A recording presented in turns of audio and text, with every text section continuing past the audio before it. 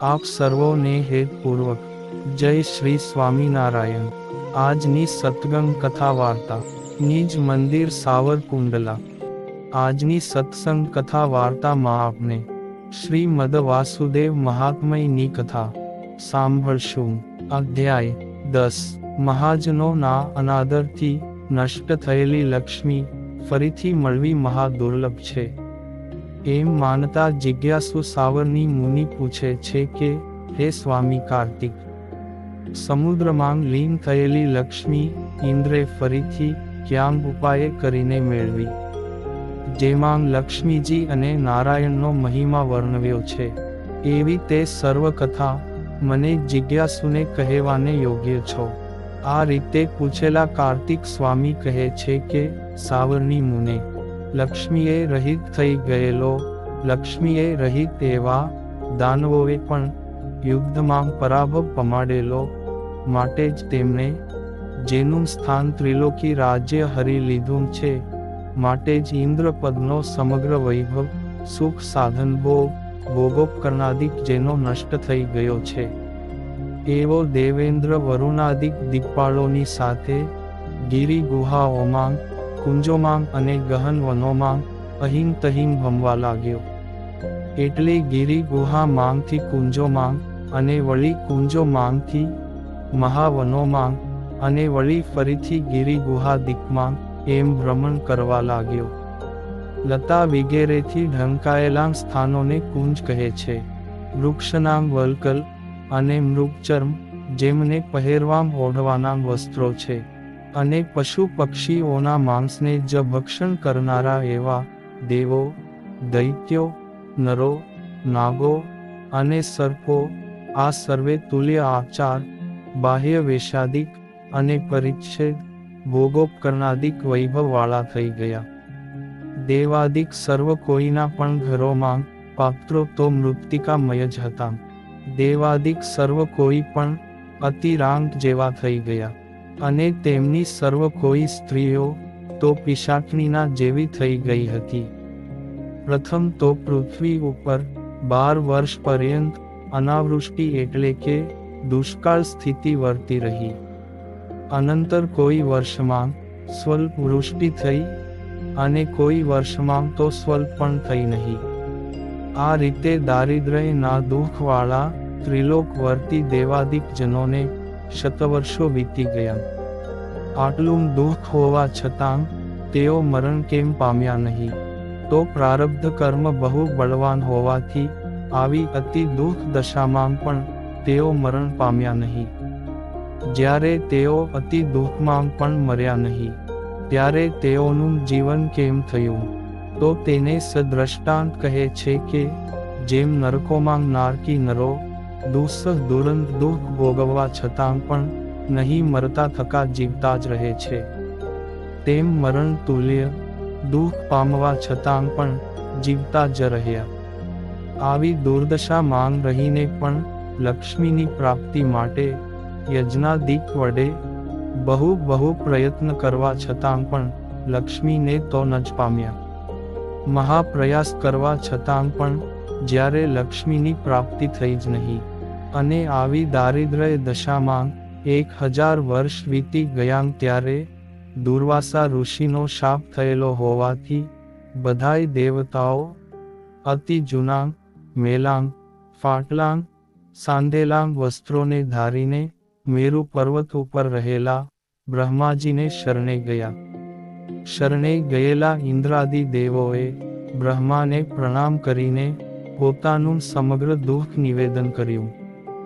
જેમને દુઃખનું નિવેદન કર્યું છે એવા બ્રહ્માજી પોતે સર્વજ્ઞ હોવાથી પ્રથમથી જ દેવાદિકના દુઃખને જાણતા જ હતા। દેવાદિકના દુઃખને જાણનારા બ્રહ્માજીએ પ્રથમ તો ઇન્દ્રને કહ્યું કે હે મૂર્ખ, લક્ષ્મીના મદથી અંધ બનેલા તે મહામુનિ દુર્વાસાના અનાદરરૂપ ગર્હિત કર્મ કર્યું છે, તો હવે પછી ફરીથી આવું અપકર્મ કરીશ નહીં, ઇત્યાદિક રૂપ ઠબકો આપીને પછીથી શરણાગત એવા તેનું હિત કરવાની ઈચ્છાવાળા શંકર સહિત પોતે બ્રહ્માજીએ દેવોના દુઃખને નિવારણ કરવામાં અસમર્થ હોવાથી શ્રી વિષ્ણુ ભગવાનને પ્રસન્ન કરવાની ઈચ્છા કરી. આવી ઈચ્છા કર્યા પછી વિષ્ણુ તો તપપ્રિય હોવાથી તેમનું તપ વડે આરાધન કરશું એમ નિશ્ચય કરીને બ્રહ્માજી સર્વ દેવગણોને સાથે લઈને ક્ષીરસાગર પ્રત્યે ગયા. ક્ષીરસાગરના રમણીય ઉત્તમ તટ ઉપર રહીને ભવ બ્રહ્માદિ સમગ્ર દેવતાઓ અનશન એટલે કે કાની પણ ખાવું જ નહીં એવું વ્રત ધારીને એક પગે ઊભા રહીને બંને બાહુને ઊંચા રાખીને તીવ્ર તપ કરવા લાગ્યા. કેવળ તપશ્ચર્યા જ નહીં પણ તેની સાથે ભવ બ્રહ્માદિકના ઉત્પાદક હોવાથી કેશવ નામથી પ્રખ્યાતિને પામેલા લક્ષ્મીપતિ શ્રી વાસુદેવ ભગવાન કે જે સર્વના ક્લેશને નાશ કરનારા છે તેમનું એકાગ્ર મનથી હૃદયમાં ધ્યાન કરવા લાગ્યા. ધ્યાનમાં ધારેલા ચેતના ચેતન સર્વમાં અંતરાત્માપણે વ્યાપીને રહેલા હોવાથી વિષ્ણુ સંજ્ઞાથી સુપ્રસિદ્ધ એવા સ્વયં શ્રી કૃષ્ણ ભગવાને શત સંવત્સરને અંતે અત્યંત પીડાને પામેલા માટે જ દીન થઈ ગયેલા દયનીય દેવો ઉપર દયા કરી અને મહાતપોનિષ્ઠ આત્મજ્ઞાનીઓએ પણ અદૃશ્ય દિવ્ય મૂર્તિ જેમની છે એવા શ્રી વાસુદેવ ભગવાન અનેક સૂર્યોના જેવી દેદીપ્યમાન કાંતિવાળા થઈને કૃપાથી દેવતાઓના મધ્યમાં પ્રત્યક્ષ પ્રકટ થયા. પ્રથમ તો અકસ્માત સ્ફુરણાયમાન થયેલું એવું મોટું ઘાટું ધોળું અનુપમ તેજો મંડળ જ સમસ્ત દેવતાઓના જોવામાં આવ્યું. તે તેજો મંડળના મધ્ય ભાગમાં દિવ્ય મૂર્તિથી વિરાજમાન લક્ષ્મીપતિ ભગવાન શ્રી હરિનું બ્રહ્માજી અને શિવજીને દર્શન થયું. જે નવીન મેઘ સમાન શ્યામ સુંદર મૂર્તિ જેમની છે, 4 બાહુ જેમના છે, 4 હાથમાં ગદા, પદ્મ, શંખ, ચક્ર, આ 4 આયુધો, મસ્તકે મુકુટ, કટીમાં મેખલા, કાનમાં કુંડળ, હાથમાં કડાંગ આદિ વગેરે આભૂષણો એમ સર્વ બીજા અંગમાં યથા યોગ્ય બહુવિધ અલંકારો રેશમી પીતાંબર વગેરે ધારી રહેલા અને દિવ્ય સુંદર શરીરવાળા એવા ભગવાન શ્રી હરિના દર્શન થયા. ભગવાન શ્રી હરિના દર્શન અને ઉપજેલા આનંદથી વિહ્વલિત મનવાળા તે બ્રહ્માજી તથા શિવજીએ શ્રી હરિ ભગવાનને સાષ્ટાંગ પ્રણામ કર્યા. તે પછી ભગવાનની ઈચ્છાથી દેવોએ પણ તેમના દર્શન કરીને સહર્ષથી પ્રણામ કર્યા. તેઓને પ્રણામ કરતા સમગ્ર ભવ બ્રહ્માદિક દેવો જેમ નિર્ધન નરો ધનના ખજીનાને પામીને બહુ પ્રસન્ન થાય તેમ ભગવાન શ્રી કૃષ્ણને પામીને તેઓ પણ અતિશય હર્ષને પામ્યા અને 2 હાથ જોડીને ભક્તિથી શ્રી ભગવાનની સ્તુતિ કરવા લાગ્યા. હે ભગવાન શ્રીહરિ, તમને અમો નમસ્કાર કરીએ છીએ તેમજ તમારું ધ્યાન કરીએ છીએ. તમો તો ભગવાન જ્ઞાન, શક્તિ, બળ, ઐશ્વર્ય, વીર્ય, તેજ આ 6 મુખ્ય ગુણોએ સંપન્ન છો. વળી વાસુદેવ સમગ્ર વિશ્વને પોતા વિશે વાસે છે તથા સ્વયં સર્વ વિશ્વમાં વસે છે.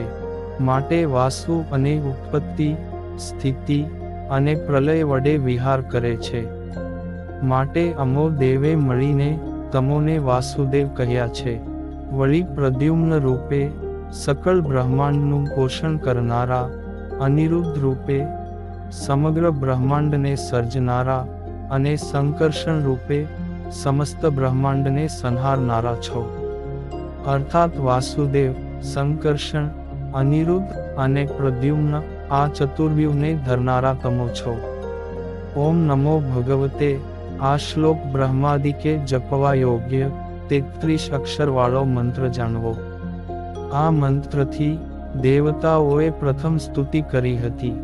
હવે તે શ્લોકના એક આદિ અક્ષરો વડે ઓમ નમો ભગવતે વાસુદેવાય આવા 12 અક્ષરવાળા મહામંત્રને બોલતા થકા 12 શ્લોકો વડે સ્તુતિ કરે છે કે ગીતા વાક્યમાં કહ્યા પ્રમાણે ઓંકાર બ્રહ્મ જ જેનું રૂપ સ્વરૂપને જણાવનાર છે, અથવા ઓંકાર બ્રહ્મ જે નાદ બ્રહ્મ તેમાં જેનું રૂપ મૂર્તિ રૂપે રહેલું છે, અથવા ઓંકાર જેમનું કારણ છે, એવા જે બ્રહ્મ શબ્દ વાચ્ય વેદો તેમાં રૂપ જેમના સાકાર સ્વરૂપનું વર્ણન છે, એવા તમને નમસ્કાર છે. પ્રત્યેક ચતુર્થ્યંત પદની સાથે નમઃ પદ જોડવું.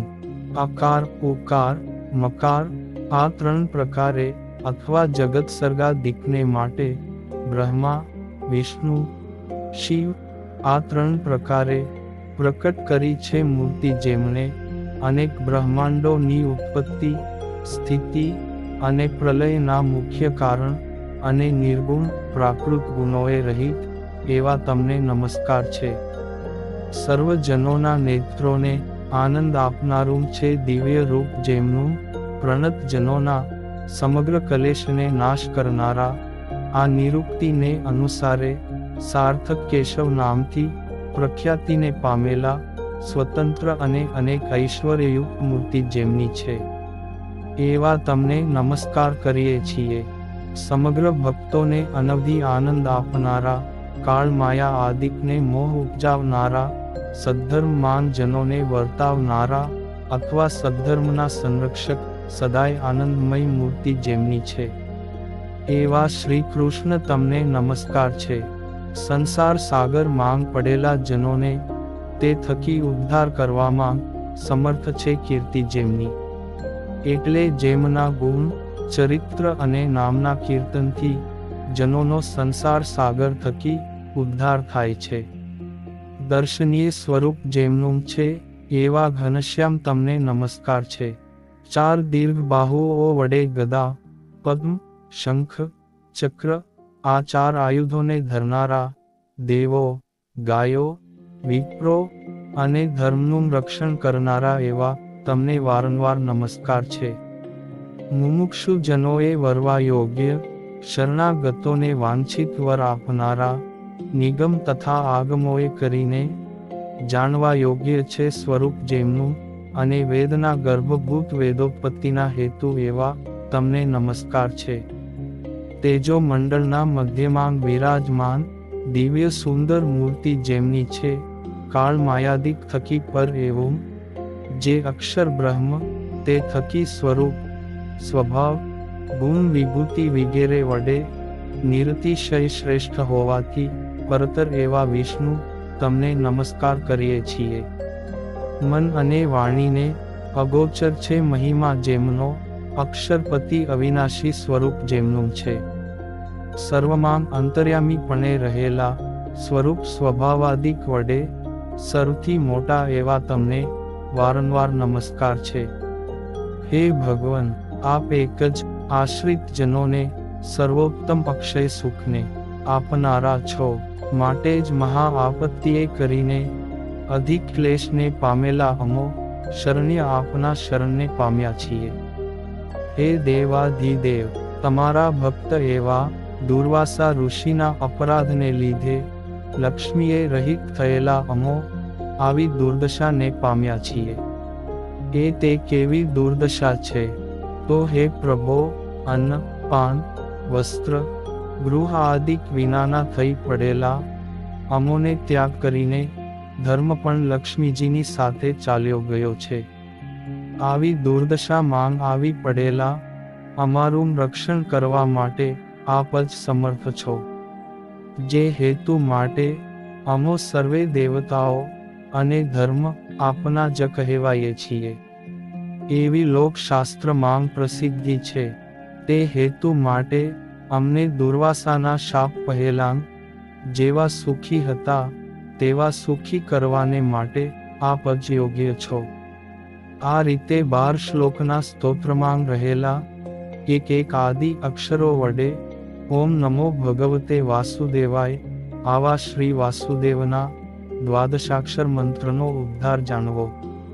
કાર્તિક સ્વામી કહે છે કે હે મુને, આ પ્રકારે દુઃખી દેવોએ પ્રાર્થના કરેલા દયાનિધિ શ્રી વાસુદેવ ભગવાન દેવોને આનંદ ઉપજાવવા માટે મેઘ સમાન ગંભીર વાણી વડે બોલ્યા જે, હે દેવો, મોટા સંતના અપરાધને લઈને તમને અચાનક આવેલું સમગ્ર કષ્ટ મારા જાણવામાં જ છે.